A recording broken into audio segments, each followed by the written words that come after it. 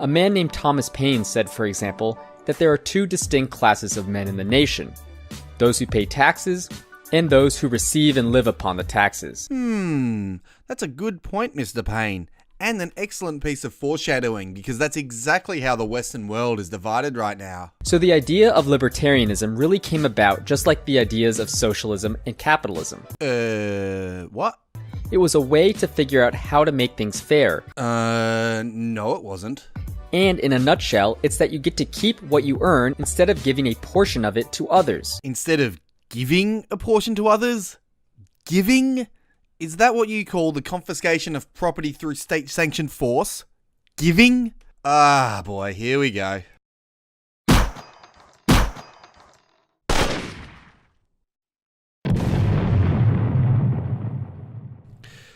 If there's one thing libertarianism is really good at, it's getting ideologues to attack it with poorly thought out points that lack even a basic attempt at intellectual honesty. Take this video by YouTuber ThoughtMonkey, who attempts to criticize libertarianism while feigning objectivity. I'll leave a link to the full video in the description and go straight to the criticisms of libertarianism, all offered up without evidence, critical thought, or counter-argument. First, there is yet to be a country that has tried to implement this idea of libertarianism. You'd think that if it was such a good idea that at least one country would have tried it. Yet to be a country that's tried it? What about the United States of America? You know, the nation this video is supposedly taking the definition of libertarianism from? But for the sake of this video, we're going to look at what it means in the United States. This video literally states that it's going to focus on the American definition of libertarianism, then flat out ignores that it was tried in America and it worked. I'll let Milton Friedman explain this one. What was the reality? The reality is that there is almost no period in human history which saw as rapid and widespread an increase in the well-being of the ordinary man as the 19th century. The 19th century in America was a time of small government, low taxes, and widespread liberty. In other words, libertarianism. And despite the fact that it's completely wrong, the we haven't tried it argument is just plain dumb. I haven't tried bungee jumping or sake. That doesn't mean I wouldn't enjoy both of them. Just because something hasn't been tried doesn't mean it's not a good idea. And you know what has been tried? Communism! And its younger brother, socialism. You know what happened? Millions and millions of people died, and billions more lived in misery, suffering, and poverty for decades. But don't worry, because as we all know, it's not real socialism. Even though it looks like socialism, acts like socialism, the people pushing it say it's socialism, and it's socialism. Second, many critics say that it sounds like a good idea, but they wonder how it would work practically. Meaning, if businesses were no longer regulated, how would monopolies stop from being formed? Those critics clearly don't understand economics. There is nothing wrong with a monopoly forming in a truly free market. Monopolies only form in a free market if a business is really good at fulfilling the needs of individual consumers. These monopolies also tend to be short-lived, as large profits create a big incentive to compete. Not to mention the complacency that often comes from being at the top. In fact, monopolies rarely last long without some form of government intervention. Or when people are too old to work and have little savings or expensive healthcare bills, how could they live comfortably in retirement? Oh, I don't know. Maybe they could just have kids and expect their kids to take care of them. You know, the way we did for hundreds of thousands of years, and how the vast majority of the human population still take care of their elderly today. How about saving for retirement like a responsible adult? How about purchasing health insurance? Although the government has destroyed that in the US as well, hasn't it?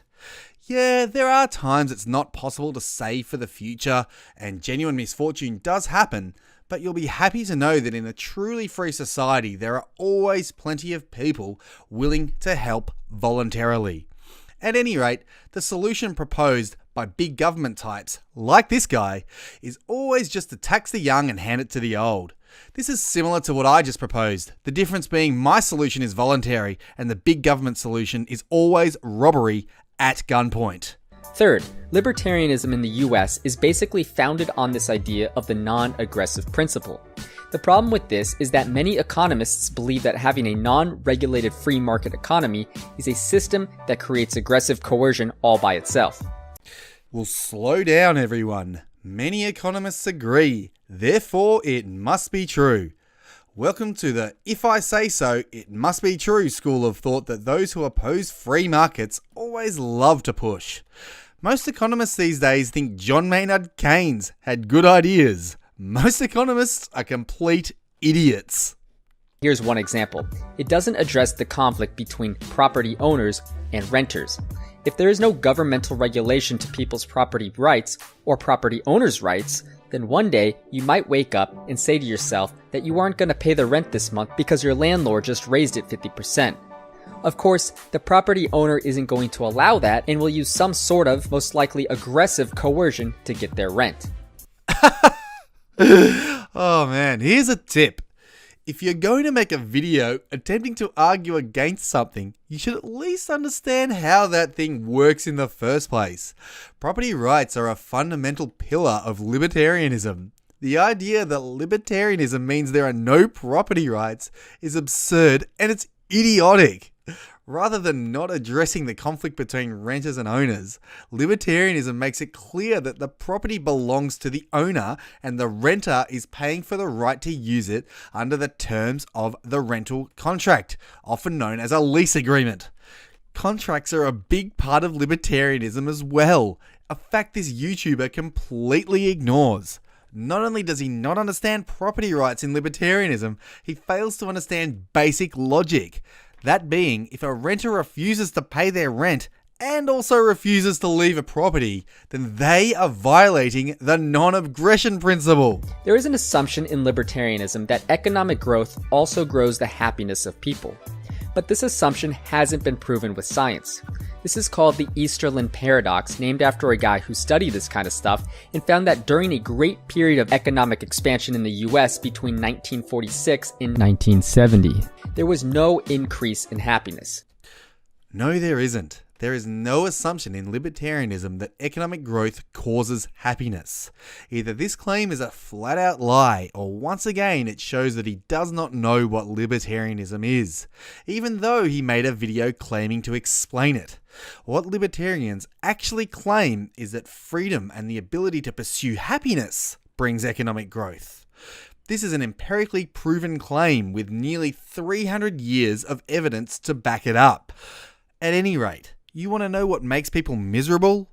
Economic collapse, forced labor, and starving to death.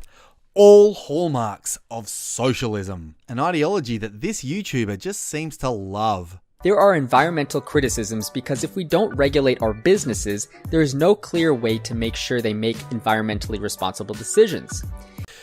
Wrong again. Libertarians have been writing and speaking about how to solve issues of pollution for years.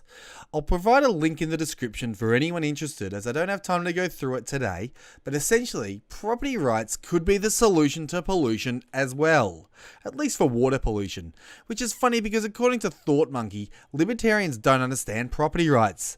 If people own the water supplies, then those who pollute them would be subject to pay for any damages they cause. As for air pollution, libertarians argue that air pollution is actually an act of aggression against individuals, and stopping acts of aggression against individuals is a function for the courts and the police. I'm planning to make a video about this in the future, so stay tuned. Libertarianism seems like a great idea. It's all about providing the maximum amount of freedom to the individual while protecting their individual rights. But the question still remains about how to best implement a system like this in a way that would protect the freedom and the rights of every individual. Really? How about a constitution specifically designed to protect individual rights? Again, the 19th century United States saw the greatest improvement in living standards for average people ever.